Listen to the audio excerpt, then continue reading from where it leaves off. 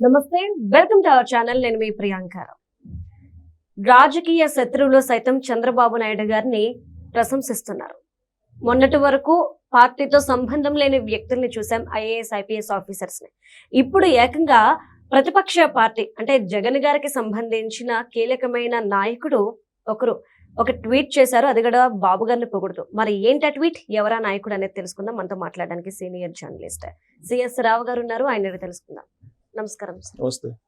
ఏంటంటే చంద్రబాబు నాయుడు గారి పేరెత్తగానే ఆల్మోస్ట్ అందరూ పొగుడుతూనే ఉంటారు ఆయన విజనరీకి. ఇప్పుడు చూస్తే ప్రతిపక్ష నాయకులు ఎప్పుడు విమర్శిస్తూ ఉంటారు అనేది మనం చూస్తూ వచ్చాము. కానీ ఒక నాయకుడు చంద్రబాబు నాయుడు గారిని పొగుడుతూ ఒక ట్వీట్ పెట్టారు. ఎవరు ఆయన?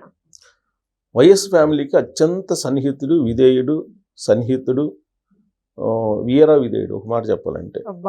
అలాంటి వ్యక్తి చంద్రబాబు నాయుడు గారిని ప్రశంసిస్తూ ట్వీట్ చేయటం అని అంటే అది మామూలు కిక్ కాదు కదా. జనరల్ గా ప్రశంసలు అనేది కిక్ ఇస్తాయి ఎవరికైనా. ఎవరు అవును అనుకున్నా కాదనుకున్నా పొగడ్తలకి పొంగిపోతుంటారు. అసలు శత్రువులు పొగిడితే కిక్ అసలు వేరే లెవెల్ కదా. ఇప్పుడు చంద్రబాబు నాయుడు గారికి బహుశా నేను అనుకోవటం అది చూసిన తర్వాత ఆ కిక్ వచ్చి ఉంటుందేమో. కాకపోతే చంద్రబాబు నాయుడు గారి పెద్దగా లైట్ తీసుకుంటారు. ఇలాంటి వాళ్ళు చాలా మందిని చూసేవాళ్ళని. ఎందుకంటే 40 సంవత్సరాలు రాజకీయ ప్రయాణంలో ఎంతో మందిని చూస్తుంటారు ఆయన. అవతల వాళ్ళు ఎందుకు ప్రశంసిస్తున్నారు, ఎందుకు విమర్శిస్తున్నారు, ఇవన్నీ తెలుసుకోలేని రాజకీయ నాయకుడు అయితే కాదుగా చంద్రబాబు నాయుడు గారు. అపారమైనటువంటి అనుభవం ఉంది. ఇప్పుడు ఆయన గతంలో చూస్తే కనుక చంద్రబాబు నాయుడు గారిని ట్విట్టర్ వేదికగా ప్రతిరోజు పదునైనటువంటి పదాలతోటి, పరుషమైనటువంటి పదాలతోటి వ్యంగ్యాస్త్రాలను విసురుతూ అసలు గందరగోళం ట్విట్టర్లో లేపేటువంటి నాయకుడు ఆయన. ఆయన ఇప్పుడు చంద్రబాబు నాయుడు గారు పెట్టినటువంటి పారిశ్రామిక సదస్సుని అద్భుత అని చెప్పి బ్రహ్మాండంగా ప్రశంసిస్తూ ట్వీట్ చేశాడు. ట్వీట్ చేస్తూ ఒక సలహా ఇచ్చాడు ఆయన. జనరల్గా మనం ఇందాక ప్రతిపక్షం అన్నావు, కానీ ప్రతిపక్షం లేదు ఆంధ్రప్రదేశ్లో. ఓన్లీ విపక్షమే ఉంది. ప్రతిపక్ష హోదా లేదు. వైఎస్ఆర్ కాంగ్రెస్ పార్టీకి ప్రతిపక్ష హోదా లేదు, ప్రజలు ఇవ్వలేదు. అవును. సో కాబట్టి విపక్షమే ఉంది అక్కడ. ఆ విపక్షానికి సంబంధించినటువంటి నాయకుడు ఈయన అంటే ఒకప్పుడు నాయకుడు, ఇప్పుడు కాదు. రాజీనామా చేసేసాడు. ఆ పార్టీకి రాజీనామా చేసి ఇప్పుడు ఈ జగన్మోహన్ రెడ్డి గారి రాజకీయాల్లో నేను ఎమడలేను అని చెప్పేసి వెళ్ళిపోయాడు. వ్యవసాయం చేసుకుంటానని. అర్థమైపోయింది కదా. వ్యవసాయం చేసుకుంటానని వెళ్ళిపోయాడు. వెళ్ళిపోయి ఆయన అప్పుడప్పుడు ఈ మధ్యకాలంలో ఎవరన్నా సెంట్రల్ నుంచి మినిస్టర్లు వచ్చినా లేదంటే పెద్దవాళ్ళు వచ్చినా ఏదో ఒక రకంగా కలుస్తూ లేకపోతే ఇంకో రకంగా ఉంటున్నారు తప్పితే ప్రత్యక్ష రాజకీయాలకు సంబంధించిన అంశాలను కానీ లేదంటే ట్విట్టర్ వేదికగా స్పందించడం కానీ ఏమీ లేదు. కాకపోతే పారిశ్రామికవేత్తల సదస్సు చూసిన తర్వాత, అక్కడ జరిగినటువంటి ఒప్పందాలు చూసిన తర్వాత ఆయన చంద్రబాబు నాయుడు గారిని ప్రశంసించకుండా ఉండలేకపోయారు. అందుకే ఆయన ప్రశంసిస్తూ ట్వీట్ చేశారు. 13 లక్షల కోట్ల విలువైనటువంటి ఒప్పందాలను కుదుర్చుకున్నారు. ఈ ఒప్పందాలు అనేవి ఆంధ్రప్రదేశ్ చరిత్రని తిరగరాసే ఒప్పందాలు. ఇవి ఆంధ్రప్రదేశ్ని మరో లెవెల్కి తీసుకెళ్లేటువంటి ఒప్పందాలు అని చెప్పి ఆయన ట్వీట్ చేస్తూ, ఆయన బేసికల్గా ఆడిటర్ కాబట్టి ఆయన ఒక సలహా కూడా ఇచ్చారు. వాటిల్లో కనీసం 13 లక్షల కోట్ల రూపాయల ఒప్పందాలు చేసుకున్నారు మీరు. 10 లక్షల కోట్ల ఒప్పందాలు వచ్చినా కానీ ఆంధ్రప్రదేశ్ చరిత్ర మారిపోతుంది అని చెప్పి ఆ దిశగా మీరు అడుగులు వేయండి అని చెప్పి 1-2 సలహాలు ఇచ్చారు. ఇచ్చినటువంటి సలహాలు ఏంటంటే, ఈ ఒప్పందాలను అమలు చేసేదానికి ఒక ప్రత్యేకమైనటువంటి అధికారిని ఒకరిని నియమించండి, సీనియర్ అధికారిని, అనుభవజ్ఞులైనటువంటి అధికారిని ఒకరిని నియమించండి, ఒక డిపార్ట్మెంట్ లాగా పెట్టండి దానికి అని చెప్పి ఆయన ఒక సలహా ఇచ్చారు. రెండో సలహా ఏంటంటే,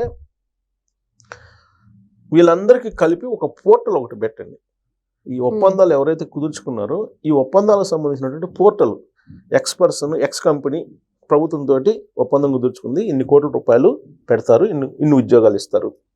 వై కంపెనీ ఇన్ని కోట్ల రూపాయలు పెట్టుబడి పెట్టారు, ఇన్ని ఉద్యోగాలు ఇస్తారు.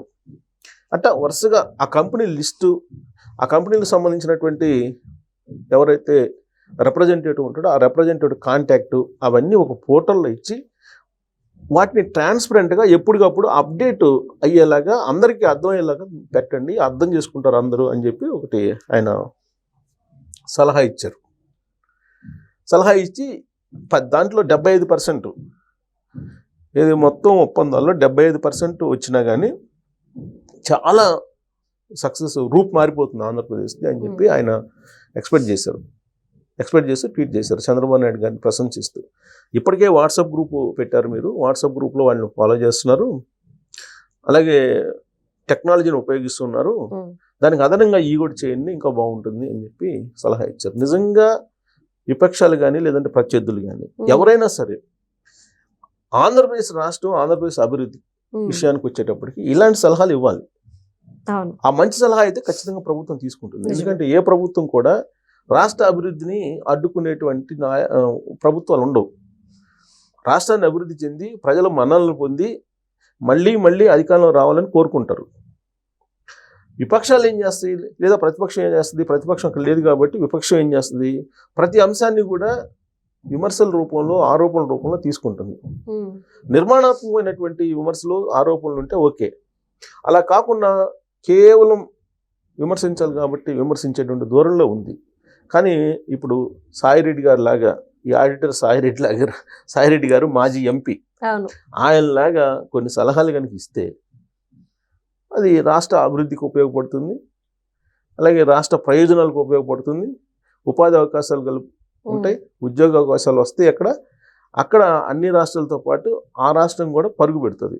ఇప్పుడు ఏ విధంగా అయితే తెలంగాణకి హైదరాబాదు, కర్ణాటకకి బెంగళూరు, తమిళనాడుకి చెన్నై, మహారాష్ట్రకి ముంబై ఇలా ఎలా ఉన్నాయో ఆంధ్రప్రదేశ్కి కూడా ఒక వైజాగ్, ఒక అమరావతి, ఒక తిరుపతి ఇవి ఉన్నాయి.